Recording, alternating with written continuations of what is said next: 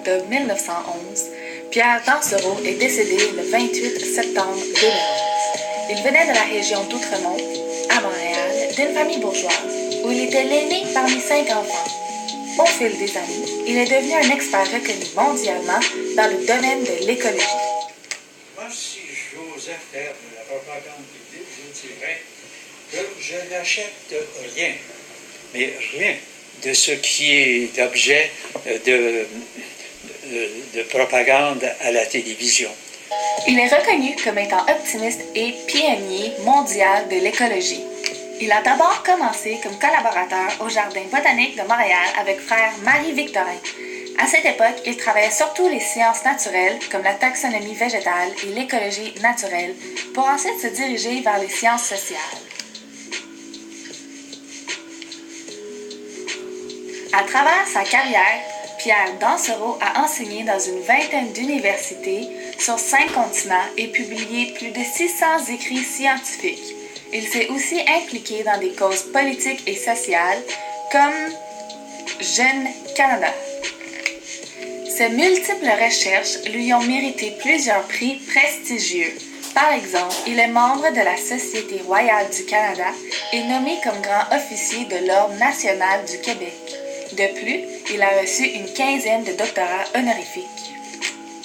Parmi ses publications, on y retrouve Biogeography and Ecological Perspective, où il amène l'idée de la complémentarité et de la coopération entre les espèces. C'est donc assez rapidement qu'on peut comprendre qu'il a une passion pour les plantes dès un jeune âge, mais que son thème favori est l'impact des humains sur la Terre. On peut donc dire qu'il a parcouru le monde afin de mieux comprendre l'impact des activités humaines sur la nature. Qu'est-ce que c'est que la pollution? C'est un accident historique dont nous viendrons à bout, ou bien sommes-nous menacés d'étouffer à même les merveilles que nous avons créées? Il faut une planification mondiale.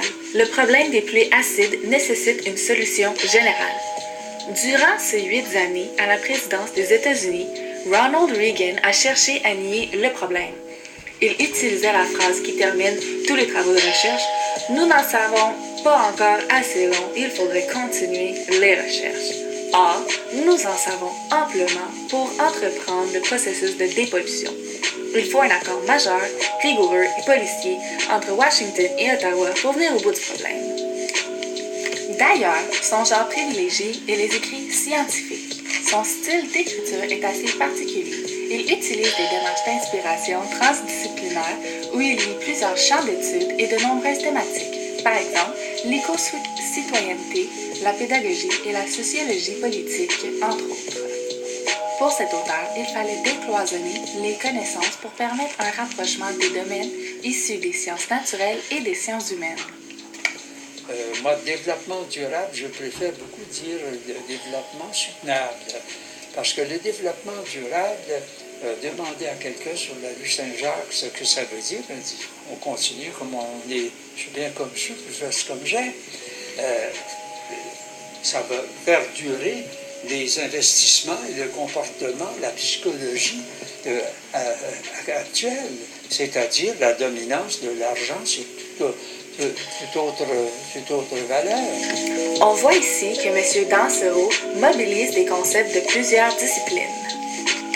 Même dans les sciences où nous appliquons nos meilleurs efforts à tout mesurer objectivement, ce que nous avons de meilleur à transmettre, c'est, en définitive, une vision subjective du monde.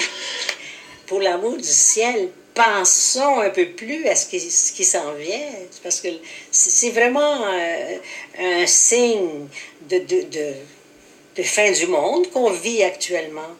Pierre est très optimiste, lui, par rapport à la vie. Ah, il est optimiste? Mais c'est ça, c'est pour ça que je l'ai épousé. Cet optimisme, il est dû au fait que je suis un homme heureux, je veux que les autres le soient. L'homme est capable de faire mieux que la nature et il fait souvent mieux que la nature. L'auteur a été une influence à travers le monde pour ses recherches. La journaliste Danielle Ouellette, dans la revue Forces, résumait la vie de M. Dansereau en le présentant comme un pionnier qui a vu la forêt pendant que les autres ne voyaient que les arbres.